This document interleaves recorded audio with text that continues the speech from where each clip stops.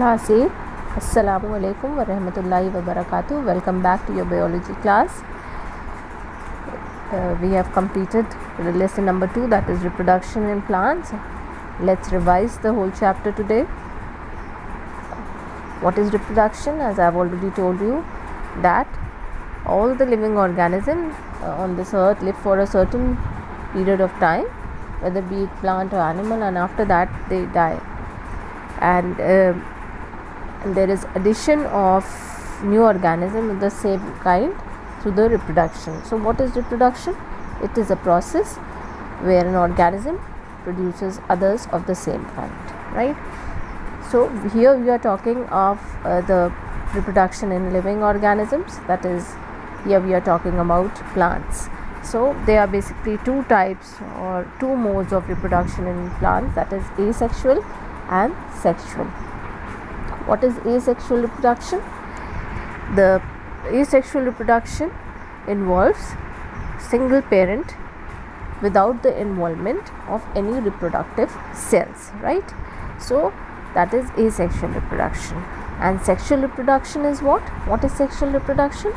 It involves fusion of reproductive cells, right? So in asexual reproduction we have fragmentation, spore formation, budding, that are given in your chapter. So let's discuss about fragmentation. So what is fragmentation? It is when an organism breaks into two or more fragments. This is the diagram of a green alga, that is Spirogyra, and you can see it has a ribbon-like body. And when this organism breaks up into fragments, which can be 2, 3, 4, any number of fragments. You can see here there are 3 fragments, and each fragment will develop into a new Spirogyra. This is fragmentation. Next is spore formation. What is spore formation? You can see them in the mosses and ferns, right? Now what are spores? The spores are produced in a round structure which is called the sporangium. And when these sporangium, you can see this sporangium has burst, what are released from them? What you can see, the spores are released and they are dispersed into the air, and when they fall on the ground and they find suitable condition, they germinate and give rise to new individual. Is it clear? Then what are these clusters called? Now you can see that these spores are found in the clusters of sporangia, which are called as sori. You can see this brown circular portions on the leaves. These are known as the sori and are present on the lower surface of the leaves. What is budding? Budding is found in the yeast. Now yeast is a fungus, we all know this, and it reproduces asexually through budding. A small outgrowth, you can see, this is formed, which is called that is on the parent body, and this is called a bud, and it gradually grows in size. You can see it is growing gradually in size, and this gets detached from the parent body to form a new yeast cell. This gets detached from the parent body and forms a new cell. Now sometimes budding is so fast that the bud starts forming its own bud. You can see this, there is a chain of bud form, and this is called, and all these buds, when they find suitable conditions, when they get detached from the mother's body, they grow into a new yeast cell. Is it clear? Next is the vegetative propagation. What is vegetative propagation? That is when new plant grow from the vegetative parts, that is the roots, stems and leaves of a plant. So this is also a mode of asexual reproduction, and vegetative propagation uses several of the plant parts, for example the roots, the stem, the leaves, and they develop into new plants. So how this vegetative propagation takes place? Stems, underground stems, then by roots and by leaves. That is first by underground stem, that is the underground stems. In some cases, some grow horizontally parallel to the ground, and then roots and shoots develop at the nodes of the stem. The roots grow downwards into the soil, and the shoot grow upwards. So new leaves develop on the shoot, and grass, strawberry and mint reproduce by this method. Then underground stems. How does reproduction takes place to underground stem? You can see this is the stem tuber, and this is how the reproduction takes place in the potato, which is a stem tuber, and potato is an underground stem. You can see the lateral buds which have come out, and this is the node and the internode. This is also known as the eye of the potato, from which a new plant grows. You can see a new plant has grown from the potato tuber, and the whole plant is there with the stem and the root. The complete plant is there. This is how the new plant grows from a potato tuber. Then is the bulb. Then is the onion bulb. How a new plant grows. What is the reason for it? They have terminal and axillary buds. You can see the axillary buds and the terminal buds also, and they are protected by the fleshy leaves which store food for them, and new plants grow from these buds. Exactly, you can see the adventitious roots have developed. Next is the rhizome. You can see the rhizome in the turmeric and the ginger. So these have the internodes, nodes, scale leaves, buds, and axillary buds. The axillary buds grow into new plants, and you can see these adventitious roots coming out from there, and a new plant developing from the rhizome. Then how does the vegetative propagation takes place by roots? That is, some plants have large and swollen root having buds on them. They have buds on them, and when these buds detach from the parent plant, they give rise to new plants. Example are dahlia, cascara, asparagus, and so on. Then vegetative propagation by leaves, you have in begonia and bryophyllum. Look at this figure. Now this is the bryophyllum plants. Look how beautiful it is looking, and you can see that there are buds in the notches. These leaves have serrated margin, and there are buds in the notches, and when these leaves or buds get detached from the parent and fall in the moist soil, they find suitable conditions, then they grow into new plants. Is it clear? Then what are the artificial? These are the natural methods of vegetative propagation. Then artificial methods of vegetative propagation are, then you can see over here the various methods are tissue culture, then you have the cutting, then grafting, right? Grafting, layering. So these are the various methods of artificial vegetative propagation. So what happens in the cutting? You can see this over here. This is the cutting, where the stem cuttings we have discussed. The stem cuttings of the plants are taken, and where the axillary bud is cut, and this is called the stem cutting. The cutting of the stem is planted in moist soil. After a few days, roots and leaves develop from the cut stem, and this is used for propagation of rose, bougainvillea and sugarcane. Then we have the layering. You can see the simple layering. There is simple and air layering. We have discussed the simple layering only. That is a bark of a small portion of a lower branch is removed, and this branch is bent. You can see this branch has been bent, and the portion of the stem without bark is covered. It's moist soil. After few days, what do we observe? That roots start developing from there, and the whole plant develops from this as an independent plant. This is used to propagate guava, lemon, jasmine, etc. The next is the grafting. What happens in grafting? We have that the stem of one without the root, which is called the scion, and other with the root is taken, which is called the stalk, and both are tied together and so that they come in contact with each other, so that the cambium part of cambium tissue, which is made up of actively dividing cells, they come in contact with each other and they are bound tightly with a piece of cloth and covered with a polythene bag to avoid infection. What happens after a few days? New cells develop and they join the scion and stalk together now, and then a new plant develops in this way.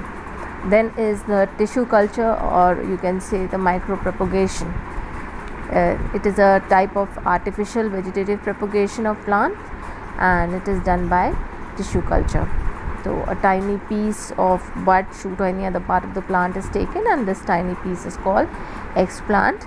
The explant is treated with chemicals to prevent growth of microbes grown in a particular nutrient medium, and where the cells of the tissues divide and they grow into a mass of undifferentiated cell, which is called callus. We add some growth regulators to them, and after few days this callus differentiate. You can see this hole. This new plant is there, which is known as the plantlet, and this plantlet is transferred to the soil, and this develops into a new plant. So this is done in orchids, chrysanthemum, asparagus, etc. There are certain advantages, limitations, and limitations of tissue culture. Apart from this, there are what are the various advantages and disadvantages of vegetative propagation also you have learned. The next is the sexual reproduction in plants. Now for the sexual reproduction we need a flower, and flower, that is why flower is called the reproductive part of the plant. Now this is the stem by which the flower is attached to the main plant, and this is called the pedicel, and this is the tip which is swollen, and this is called the thalamus. Then a complete flower, that means which has all the parts, that it consists of the corolla, which contains the petals, and petals are the part which are colored, and they're generally not green. They make the flower attractive, and these are responsible for attracting the birds and insects for pollination. Next is the we have the calyx. First part in fact is the calyx. I've told you about the corolla, and it is made up of green leaf-like structures which are known as the sepals, and these sepals protect the flower in the bud stage. So basically, if you can see, there are four whorls, that is the calyx or sepal, then corolla, and the stamens, and pistil or carpel. So what are the stamens? They are the, you can see these, they are the male reproductive part of the plant or the flower. Is that here in each stamen you can see they are consisting of two parts, that is the filament and anther. A broad sac-like structure present at the top of the filament is called as the anther. Is that clear? And long narrow stalk is the filament. And similarly, now this is the part which anther produces the pollen grain, which contains the male reproductive cells. Then the pistil or the carpel, this is the female reproductive part, and what does it contain? It contains the three parts. It consists of three parts: the stigma, the style, the ovary. And stigma is the part which receives the pollen grains, and from here the pollen grains are transferred to the ovary. The process of fertilization takes place. This is the part, this is the extension of the stigma, this is known as the style, and the sole and basal part is called the ovary. Is it clear? So the functions are basically to produce fruit and seeds through pollination and fertilization. This is the function of a flower. Then how does this take place? It is what is the mechanism of sexual reproduction? It is through the process of pollination, fertilization, formation and dispersal of seeds and fruit, and finally the seed germination. What is pollination? It is the transfer of pollen grains from the anther to the stigma of a flower. And it is of two types, that is, you can see over here, it is the self-pollination and the cross-pollination. What is self-pollination? When pollen grains are transferred from the anther of a flower to the stigma of the same flower or another flower born on the same plant. Then what is cross-pollination? When pollen grains are transferred from the anther of a flower of one plant to the stigma of a flower of another plant, right, of the same kind, it is called as cross-pollination. The different agents of pollination are insects, wind, water. So what are the different features which these flowers have, which are pollinated by different agents of pollination? Now this is the example of an insect pollinated flower. So some insects like honeybees and butterfly feed on the nectar of flowers. What is nectar of flower? Juice produced by the flowers, for which the insects and birds visit the flower for. So what happens when the pollen grain gets stuck to their bodies? When the insect sits on them, the pollen grains fall on the stigma of that flower. This is called insect pollination. Examples are rose, salvia, dahlia, tulip. What are the features? You can see they are large sized and brightly colored. Then they produce sweet nectar and have fragrance to attract insects. The pollen grains that are produced by these anthers are sticky in nature. Then the wind pollinated flower, they are not very attractive. Now the wind pollinated flowers, what is the feature of such flowers? They are small size and not clearly visible. You can see the size is not very big. This is an enlarged view, and they are not clearly visible when you look at the plant. The stigma is large and feathery. You can see it keeps on protruding out, and the anthers are long and protrude out of the flower.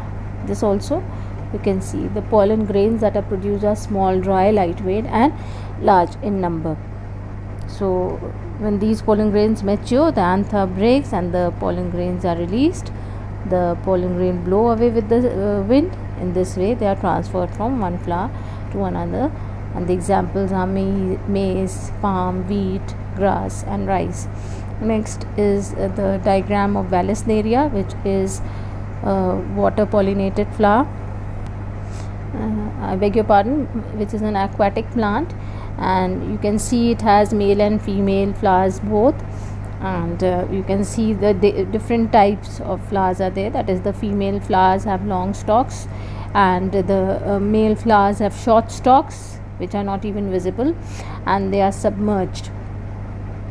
And when these flowers, male flowers, detach from the parent plant, they move with the water current and come in contact with the female flowers, and the process of pollination is complete when the anthers burst open and the pollen grains fall on the stigma. So this is water pollination, and examples are hydrilla. The flowers are small sized, pollen grains are lightweight and easily float on water. They are produced in large numbers. Pollen grains are covered with a waxy coating in order to protect them from the damaging effect of the water. Then what is artificial pollination? These are all agents which work, they are natural. This is through nature. What is artificial pollination? Now when the transfer of pollen grains to the stigma is done artificially, it is known as artificial pollination, and this is generally done to improve the quality and quantity of crops. So male and female plants having desired features are selected. Anthers are removed in the bud stage, and the flower is covered by a plastic bag. You can see in this picture, and just because it prevents natural cross pollination in the plant itself. And when the stigma matures, pollen grains from the anther of another plant are taken and dusted on the stigma. These cross-pollinated flowers are now again covered with plastic bags till fruits and seeds are produced.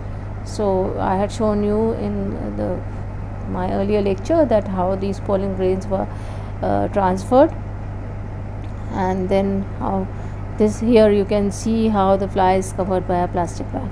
So this is artificial pollination. Next we move on to the process of fertilization after the process of pollination is complete. Now you can see this figure of fertilization. How does it take place? Now once the pollen grain fall on the stigma of a flower, you can see this is the stigma, this is the style, and this is the ovary. Now these are the different parts of the ovule, that is the antipodal cell, polar nuclei, egg cell, synergid, and let's discuss how this fertilization takes place. So once the pollen grain fall on the stigma of the gynoecium, then what happens? The stigma secretes certain enzymes, it absorbs water, and the pollen grain absorbs water and minerals from the stigma and grows into a thin pollen tube. You can see this red colored, this tube, this is the pollen tube, and this, through this only there is movement of the male reproductive cell, and the tube keeps on moving downwards. It penetrates the stigma and passes through the style. When it passes through the style, then reaches the ovary and then penetrates the stigma through a pore which is known as the micropyle, and then it reaches the ovule, where there is when the wall of the ovule bursts and the pollen tube bursts open and releases the male reproductive cells.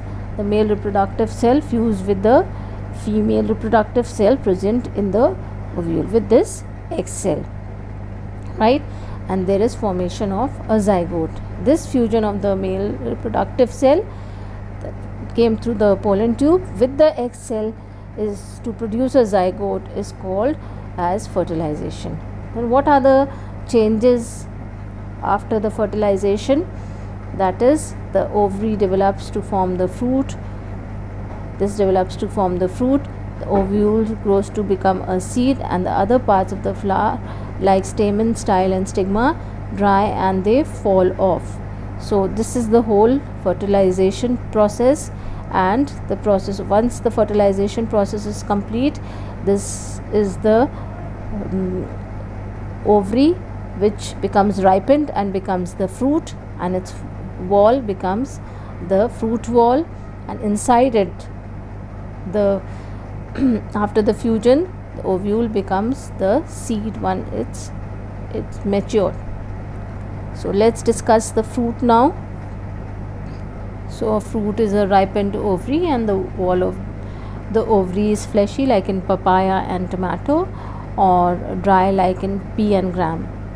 So the fruit can both be fleshy or it can be dry. Is that clear? So what is a fruit? Fruit, you can see, has a fruit wall, the ovary wall which is there. Now this you can this is known as pericarp, which can be split up into three parts, that is the epicarp, the mesocarp, and the endocarp, right? So scientifically, tomato, pea, brinjal, pumpkin, and cucumber are all fruits, whereas any part of the plant like the root, stem, and leaf which is eaten raw, cooked, is a vegetable, and radish is an example of a vegetable. Is it clear? And some fruits do not develop from the ovary, they develop from other parts of the flower, and they are called as false fruits. All true fruits develop from a ripened ovary. Examples of false fruits are apple and pear, they develop from the thalamus. So what are fleshy fruits? Fleshy fruit. So fleshy fruits, the entire pericarp is soft, and different kinds of fruits over here. So the examples of fleshy fruits are grapes, then we have the tomato and papaya. Is it clear? Similarly, the dry fruits, they are in some fruit the pericarp is not fleshy but dry and hard. These are called dry fruit. Examples are walnut, almond, pea, and gram. And in mango I had shown earlier, the epicarp and mesocarp are fleshy, but the endocarp is hard. The hard part that you discard, that is the endocarp. And what are the functions of a fruit? It helps in the dispersal of seeds. It protects the seed from unfavorable weather condition because of the tough layer outside which is present, we discard as a peel. Then now what we are discarding as seed, that is a mature ovule, and it contains a baby plant. Now when we discard it, it has to be dispersed. What are the different agents of dispersal? What is dispersal? So dispersal is the scattering of seeds over a large area away from the parent plant is called dispersal of seeds. And these are the different agents of dispersal.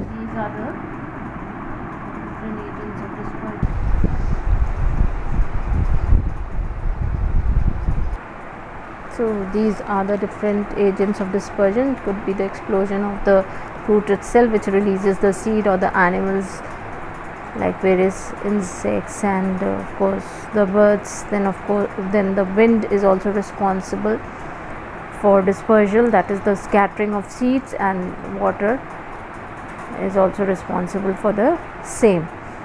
Then after the scattering, once the seeds gets proper amount of air, water and suitable temperature, germinates into a new plant. And this is how the seed germinates into a new plant. So this completes the revision part of lesson 2. So revise the lesson, and I will be sending the assignment for this chapter in the next session. Allah Hafiz. Stay safe, stay at home.